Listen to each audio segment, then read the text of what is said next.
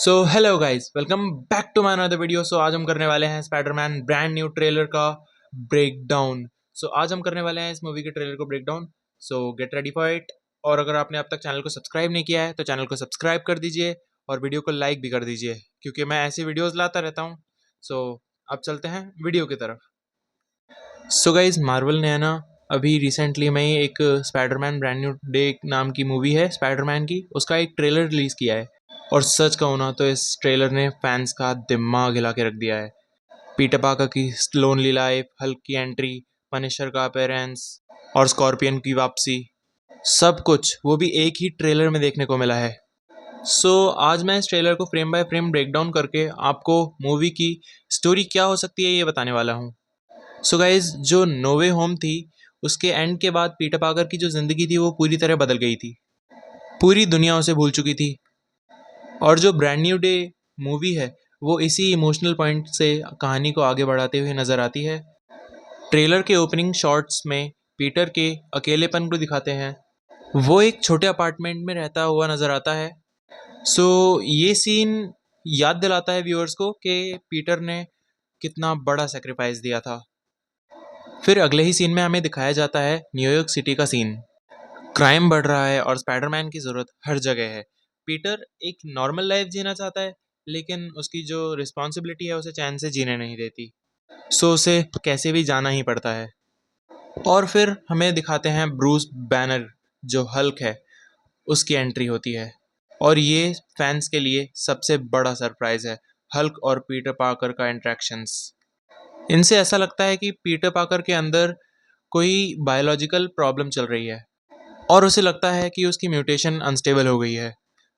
Guys, अगर आपने comics पढ़ी हैं स्पाइडरमैन की, तो वहाँ पे एक स्टोरी लाइन है जहाँ पर पीटर पार्कर की जो म्यूटेशन है वो इतनी ज़्यादा बढ़ गई थी कि वो स्पाइडरमैन की जगह मैन ऑफ स्पाइडर जैसा क्रीचर बन गया था।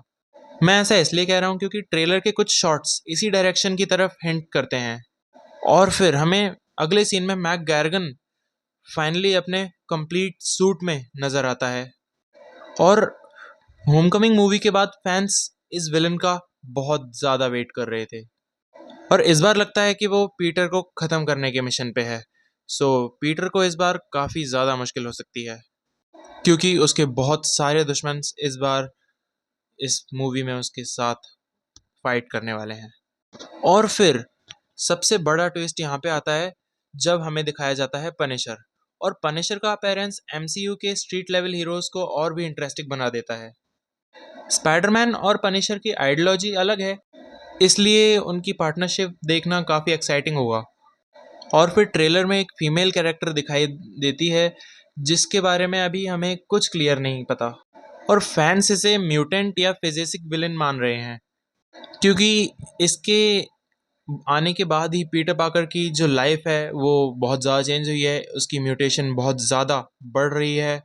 सो इसी की वजह से हमें इस मूवी में हल्क को भी देखने का मौका मिल सकता है। Hulk versus Spiderman, wow, crazy fight हो सकती है। ट्रेलर में हमें काफ़ी सारी हिडन डिटेल्स दी गई हैं।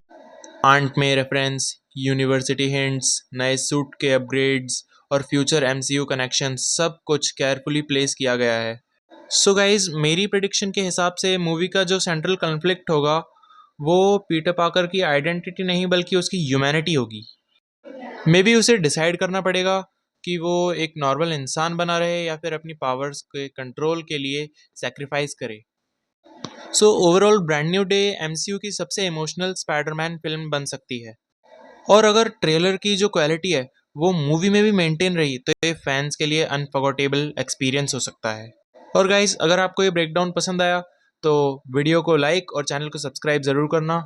सो मिलते हैं नेक्स्ट वीडियो में। Thank you, bye bye.